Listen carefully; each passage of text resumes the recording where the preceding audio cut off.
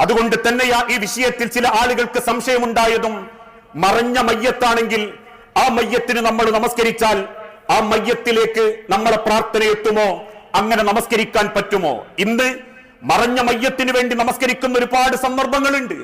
അതുകൊണ്ട് തന്നെ ആ വിഷയത്തിൽ ഉലമാക്കൾ രേഖപ്പെടുത്തി ഫീഹ ഇഖ്തിലാഫുൻ, അതിൽ ചില ഭിന്നതയുണ്ട്. ഉലമാക്കൾക്കിടയിൽ ചില അഭിപ്രായ വ്യത്യാസങ്ങളുണ്ട്. എന്നാൽ എല്ലാ ഉലമാക്കളും ഒരുമിച്ചെടുത്ത സ്വഹീഹായ ഹദീസിനെ മുൻനിർത്തിയെടുത്ത ചില തീരുമാനങ്ങളുമുണ്ട്. അതിൽ ഒന്ന്, മറഞ്ഞ മയ്യത്തിന് വേണ്ടി നമസ്കരിക്കാം. ഏത് സന്ദർഭത്തിൽ? ആ സന്ദർഭത്തെ പറ്റി പഠിപ്പിക്കപ്പെടുമ്പോ നജ്ജാഷി എന്ന ക്രിസ്ത്യാനി വിഭാഗത്തിൽപ്പെട്ട എത്യോപ്യയിലെ, അന്നത്തെ അബസീനിയയിലെ ഒരു ഭരണാധികാരിയെ പറ്റി വിശദീകരിക്കുന്നുണ്ട്. ഇസ്ലാമിന്റെ തുടക്ക കാലഘട്ടത്തിൽ ശത്രുക്കളിൽ നിന്നും വലിയ പീഡനങ്ങൾ നേരിടുമ്പോ റസൂലുള്ളാഹി സല്ലല്ലാഹു അലൈഹി വസല്ലമ ആഫ്രിക്കൻ ഉപഭൂഖണ്ഡത്തിലെ രാജ്യമായിരുന്ന അബസീനിയയിലേക്ക് സ്വഹാബാക്കളിൽ ചിലരോട് നാടുവിടാൻ വേണ്ടി കൽപ്പിച്ചു. ആ നാട് വിട്ടു പോയ സമയത്ത് അന്ന് അബസീനിയ ഭരിച്ചത് നജ്ജാഷി എന്ന ക്രിസ്തീയ ഭരണാധികാരിയായിരുന്നു. ആ ക്രിസ്തീയ ഭരണാധികാരി പാലായനം ചെയ്തു വന്ന സ്വഹാബാക്കളെ സ്വീകരിക്കുകയും അവർക്ക് വേണ്ട എല്ലാ സൗകര്യങ്ങൾ ചെയ്തു കൊടുക്കുകയും ചെയ്തു. അന്ന് മക്കയിൽപ്പെട്ട ചില ഖുറൈശ് ഗോത്രത്തിലെ ആളുകൾ ചില ആളുകളെ നജ്ജാഷിയുടെ അടുത്തേക്ക് പറഞ്ഞയച്ചു. എന്തിനു വേണ്ടി? മുഹമ്മദിന്റെ അനുയായികളായി അബിസീനിയയിലേക്ക് അഭയം തേടി വന്നവരെ ഉടനെ മക്കയിലേക്ക് തിരിച്ചയക്കണം, അല്ലെങ്കിൽ കൊന്നുകളയണം. അന്ന് തന്റെ മുൻഭാഗത്തിരിക്കുന്ന മുഹമ്മദിന്റെ അനുയായികളോട് നജ്ജാഷി എന്ന ഭരണാധികാരി ചോദിച്ചു, നിങ്ങളുടെ മുഹമ്മദ് എന്തിനെ കുറിച്ചാണ് നിങ്ങളോട് സംസാരിക്കുന്നത്? ആ സന്ദർഭത്തിൽ സ്വഹാബത്ത് ഓർമ്മപ്പെടുത്തി കൊടുത്തു, ഏകനായൊരു അള്ളാഹുവിനെ കുറിച്ച്, ഈസയുടെയും മൂസയുടെയും രക്ഷിതാവിനെ കുറിച്ച്, അവനോട് മാത്രമേ ആരാധിക്കാവൂ എന്നതിനെ കുറിച്ച്.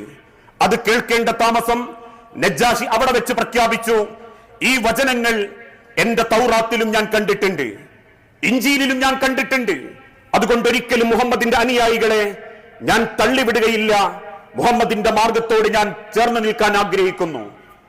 അതുകൊണ്ട് തന്നെയായിരുന്നു നജ്ജാഷി മരണപ്പെട്ടപ്പോ വഹി മുഖേന അള്ളാഹു അറിയിച്ചു കൊടുത്തു, പ്രവാചകരെ, ആരും നമസ്കരിക്കാനില്ലാത്ത നമ്മളുടെ ഒരു സഹോദരൻ ഒരു പിന്തുണയും കിട്ടാത്ത ഒരു നാട്ടിൽ വെച്ച് മരണപ്പെട്ടിരിക്കുന്നു. അത് നജ്ജാഷിയാണെന്ന് റബ്ബ് അറിയിച്ചു കൊടുത്തപ്പോ സഹാബാക്കളെയും കൂട്ടി ആ മറഞ്ഞ മയ്യത്തിനു വേണ്ടി ഒരു മയ്യത്ത് നമസ്കാരവും നടക്കാത്ത, ഒരു വ്യക്തി പോലും നമസ്കരിക്കാത്ത നജ്ജാഷിക്ക് വേണ്ടി അള്ളാന്റെ ഹബീബ് മയ്യത്ത് നമസ്കരിച്ചു.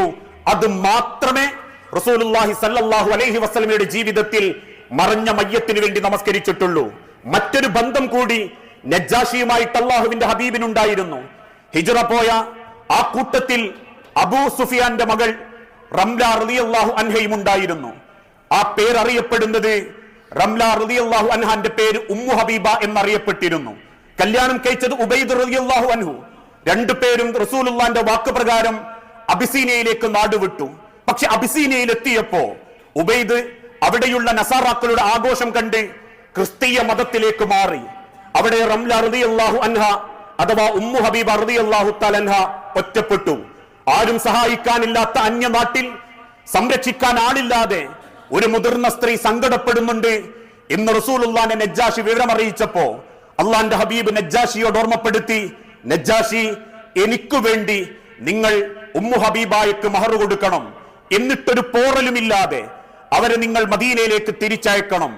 അന്ന് നജ്ജാഷി എന്ന ഭരണാധികാരി വലിയായി ഇതേ യാത്രയിൽ പങ്കെടുത്തിരുന്ന മറ്റൊരു ഖാലിദ് റളിയല്ലാഹു അൻഹു എന്ന സ്വഹാബിയെ വലിയാക്കി നിർത്തി പ്രവാചകന് വേണ്ടി മഹർ കൊടുത്ത് ആ ഉമ്മു ഹബീബാനെ കല്യാണം കഴിച്ച് സുരക്ഷിതമായി അനുയായികളുടെ കൂടെ മദീനയിൽ പ്രവാചകന്റെ അരികിലേക്ക് എത്തിച്ചു.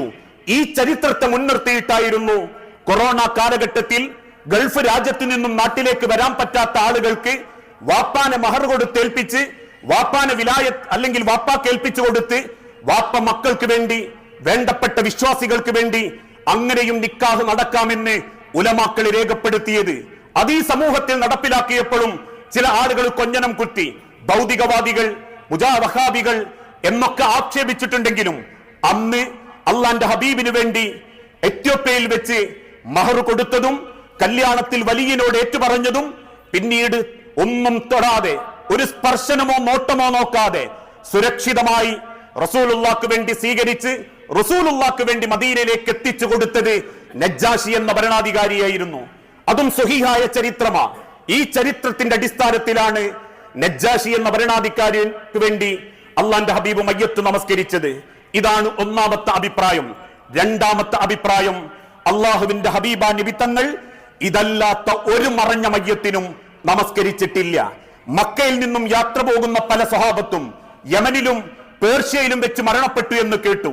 റസൂലുള്ള ചോദിച്ചു, അവിടെ മയ്യത്ത് നമസ്കാരം നടന്നിട്ടുണ്ടോ? ഉണ്ട് റസൂലേ. എങ്കിൽ മയ്യത്ത് നിസ്കാരമല്ല. പല സഹാബത്തും മരണപ്പെട്ടു എന്ന് കേട്ട സമയത്ത് അള്ളാഹുവിന്റെ ഹബീബായ നബി തങ്ങളോ പിന്നീട് വന്ന സ്വഹാബത്തോ ആ മറഞ്ഞ മയ്യത്തിന് വേണ്ടി നമസ്കരിച്ചിട്ടുമില്ല. ഈ രണ്ട് അഭിപ്രായത്തിന്റെയും വെളിച്ചത്തിൽ ലോകത്തുള്ള ഉലമാക്കൾ രേഖപ്പെടുത്തിയ ഒരു ഇജ്മാ ഉണ്ട്, ഒരുമിച്ചൊരു അഭിപ്രായം. അതിൽ ഇങ്ങനെ കാണാം: വേണ്ടപ്പെട്ട ആളുകൾക്ക്, തന്റെ കുടുംബത്തിലെ വേണ്ടപ്പെട്ട ആളുകൾക്ക് നമസ്കരിക്കുന്നതിന് കുറ്റമെന്ന് പറയാൻ പാടില്ല. അവൻ മുബുത്തദി ആണ്, ബിദ്അത്ത് ചെയ്തു എന്നും പറയാൻ പാടില്ല. പക്ഷേ ഒരിക്കലും അത് പ്രോത്സാഹിക്കപ്പെടേണ്ടതല്ല. അത് പ്രോത്സാഹിപ്പിക്കപ്പെടേണ്ടതല്ല എന്നത് മാത്രമല്ല, നമസ്കാരത്തെക്കാൾ മരണപ്പെട്ടവർക്ക് ഉപകാരപ്പെടുന്നത് അവർക്ക് വേണ്ടിയുള്ള പ്രാർത്ഥനയാണ് എന്നുള്ളത് കൊണ്ട് ഒരു മയ്യത്ത് നമസ്കാരം ഏതെങ്കിലും നാട്ടിൽ വെച്ച് അവർക്ക് നടന്നിട്ടുണ്ട് എങ്കിൽ പിന്നീട് അതിനുവേണ്ടി പ്രോത്സാഹനം കൊടുക്കാനോ ആവേശം കൊടുക്കാനോ പാടില്ല. പക്ഷേ എന്ന് കരുതി വേണ്ടപ്പെട്ട കുടുംബക്കാർക്കൊന്ന് നിർവഹിക്കണം എന്ന് തോന്നിയാൽ അവരെ തടയാനോ അവർ മുബത്തദീങ്ങളാണ്, ബിദ്അത്ത് ചെയ്തവരാണ് എന്ന് പറയാനോ പാടില്ല എന്ന് ഉലമാക്കൾ രേഖപ്പെടുത്തി. ഇതാണ് ആ വിഷയത്തിലുള്ള ഹക്കായ രീതി. ഇതിലൊരിക്കലും ഉലമാക്കൾ ഓർമ്മപ്പെടുത്തിയിട്ടുണ്ട് കത്തടിച്ച് വിതരണം ചെയ്യുന്നതോ ആൾക്കാരോട് പരസ്യം ചെയ്ത് ഒരു ബന്ധവുമില്ലാത്തതിനു വേണ്ടി നമസ്കരിക്കാൻ പറയുന്നതോ ഇസ്ലാമികപരമായ ഇസ്ലാമിക ചരിത്രത്തിൽ ഒരിക്കലും രേഖപ്പെടുത്താൻ പാടില്ലാത്തതും അങ്ങനെ കാണാൻ സാധിക്കാത്തതുമാണ്. ഇതാണ് മറഞ്ഞ മയ്യത്തിന് വേണ്ടിയിട്ടുള്ള നമസ്കാരത്തിന്റെ വിധി. രണ്ടാമതൊരു വിധി, ആളുകൾക്ക് സംശയം, ഖബറിന്റെ അരികിൽ ചെന്ന് നമസ്കരിക്കാൻ പറ്റുമോ? കഴിഞ്ഞ ആഴ്ച സൂചിപ്പിക്കപ്പെട്ടതുപോലെ ഖബറിന്റെ അരികിൽ ചെന്ന് ഖുർആൻ പാരായണം നടത്തുമ്പോ അവരത് കേൾക്കുന്നില്ല എന്ന് പറയുമ്പോ ഖബറിന്റെ അരികിൽ ചെന്ന് അവർക്ക് തസ്ബീത്ത് ചൊല്ലിക്കൊടുക്കാറുണ്ടല്ലോ, അങ്ങനെയാണെങ്കിൽ അതവർ കേൾക്കുന്നുണ്ടോ എന്ന് ചില ആളുകൾ ന്യായീകരിക്കാറുണ്ട്. തസ്ബീത്ത് കേൾക്കുമെങ്കിൽ ഖുർആനും ഓതാം, അങ്ങനെയാണെങ്കിൽ ഖബറും പുറത്തു പോയി നമസ്കരിക്കാം. അള്ളാഹുവിന്റെ തിരുദൂതൻ ഖബറിങ്കൽ ചെന്ന് നമസ്കരിച്ചതും ഒരു തവണ മാത്രമായിരുന്നു. മദീന പള്ളി അടിച്ചുവാരുന്ന കറുത്ത ഒരു സ്ത്രീ ഉണ്ടായിരുന്നു, വൃദ്ധ. ആഴ്ചകളോളം മദീന പള്ളി വൃത്തിയാക്കും. പെട്ടെന്ന് കുറച്ച് ദിവസങ്ങൾക്കിടയിൽ ആ സ്ത്രീയുടെ സാന്നിധ്യം തിരുദൂതന് കാണാൻ പറ്റാതായപ്പോ സ്വഹാബാക്കളോട് ചോദിച്ചു, സ്വഹാബത്തെ, ആ വൃദ്ധ ഉമ്മയെവിടെ? സ്വഹാബത്ത് പറഞ്ഞു, തിരുദൂതരെ, 5 ദിവസങ്ങൾക്ക് മുൻപ് ഒരു രാത്രി ആ ഉമ്മ മരണപ്പെട്ടു. നേരം വെളുക്കുമ്പോഴേക്കും ഞങ്ങളത് മറമാടുകയും ചെയ്തു. എന്നെ അറിയിച്ചില്ല? രാത്രിയല്ലേ, താങ്കളെ ഉറക്കത്തിൽ പ്രശ്നമുണ്ടാക്കണ്ടെന്ന് കരുതി. തിരുദൂതൻ തിരിച്ചു പറഞ്ഞു, എങ്കിൽ ആ ഖബർ എനിക്കൊന്ന് കാണിച്ചു തരിക. ആ ഖബറിന്റെ അരികിൽ ചെല്ലുകയും ആ ഖബറിന്റെ അരികിൽ നിന്നുകൊണ്ട് മയ്യത്ത് നമസ്കരിക്കുകയും ചെയ്തു എന്ന് ഇസ്ലാമിക ചരിത്രത്തിൽ കാണാൻ സാധിക്കും. ഇവിടെ പറയുന്നത് ആ മയ്യത്തിന്റെ അരികിൽ ചെന്ന് മയ്യത്തിന് വേണ്ടി നമസ്കരിച്ചു എന്ന, അല്ലാതെ മയ്യത്തിനോട് വേണ്ടി പ്രാർത്ഥിച്ചുനോ മയ്യത്തിനോട് വേണ്ടിയിട്ട് എന്തെങ്കിലും ചോദിച്ചുനോ അല്ല. മയ്യത്തിന് വേണ്ടി പ്രാർത്ഥിച്ചുകൊണ്ട് കാനൻ നബി സല്ലല്ലാഹു അലൈഹി വസല്ലമ അലാ ഖബരിൻ ബഅദമാ ദുഫിന ഫകബ്ബറ അലൈഹി 4 തക്ബീർ കെട്ടി അവിടുന്ന് നമസ്കരിച്ചു. സ്വഹാബത്ത് ചോദിച്ചു, റസൂലേ, അങ്ങനെ ഞങ്ങൾ യാത്ര കഴിഞ്ഞ് തിരിച്ചു വരുമ്പോഴാണ് ഞങ്ങളുടെ കുടുംബക്കാരുടെ മരണവാർത്ത കേൾക്കുന്നതെങ്കിൽ ഞങ്ങൾക്ക് ആ ഖബറിങ്കൽ പോകാമോ? അനുവാദം നൽകപ്പെടുകയും ചിലപ്പോ 1 മാസത്തിന്റെ ഇടക്കുള്ള മയ്യത്തിനും 6 മാസം വരെ ഇടക്കുള്ള മയ്യത്തുകൾക്കും ഖബറിന്റെ അരികിൽ ചെന്ന് സ്വഹാബത്ത് പ്രാർത്ഥിച്ചിരുന്നു, നമസ്കരിച്ചിരുന്നു എന്ന് ഇസ്ലാമിക ചരിത്രത്തിൽ നമുക്ക് കാണാൻ സാധിക്കും. അതേയുള്ളൂ ഖബറിങ്കൽ ചെന്ന് നമസ്കരിക്കാനുള്ള തെളിവ്. ഇതൊരിക്കലും ഖബറിങ്കൽ പുറകെട്ടാനുള്ള തെളിവല്ല, ഖബറിങ്കൽ ഖുർആൻ ഓതാനുള്ള തെളിവല്ല, ഖബറിങ്കൽ ആളെ കൂട്ടിക്കൊണ്ടുപോയി ദ്വാരപ്പിക്കാനുള്ള തെളിവല്ല. മറിച്ച് വേണ്ടപ്പെട്ട വ്യക്തികൾ മരണപ്പെട്ടു എന്നറിയുമ്പോ ഒന്നാ ഖബറിന്റെ അരികിൽ പോയി ഒന്ന് നമസ്കരിച്ചു എന്ന് കരുതി അത് പാപമല്ല എന്ന് ഇസ്ലാമിക ചരിത്രം ഓർമ്മപ്പെടുത്തിയിട്ടുള്ളൂ. ഇത്തരം വിഷയങ്ങളിൽ ഒരുപാട് അബദ്ധങ്ങളിലൂടെ മുസ്ലിം ഉമ്മത്തിന് പുരോഹിതന്മാർ കൊണ്ടുപോകാറുണ്ട്. ഇതൊക്കെ ശരിയായിരുന്നു എങ്കിൽ അള്ളാന്റെ ഹബീബായ നബി തങ്ങൾ അത് പഠിപ്പിക്കും. കാരണം മറഞ്ഞ മയ്യത്തിന് വേണ്ടി അങ്ങനെ കുറെ നിസ്കരിക്കാമെങ്കിൽ കുറെ സഹാബാക്കൾ മരിച്ചത് കേട്ടാൽ അള്ളാന്റെ ഹബീബായ നബി തങ്ങൾ നമസ്കരിക്കും.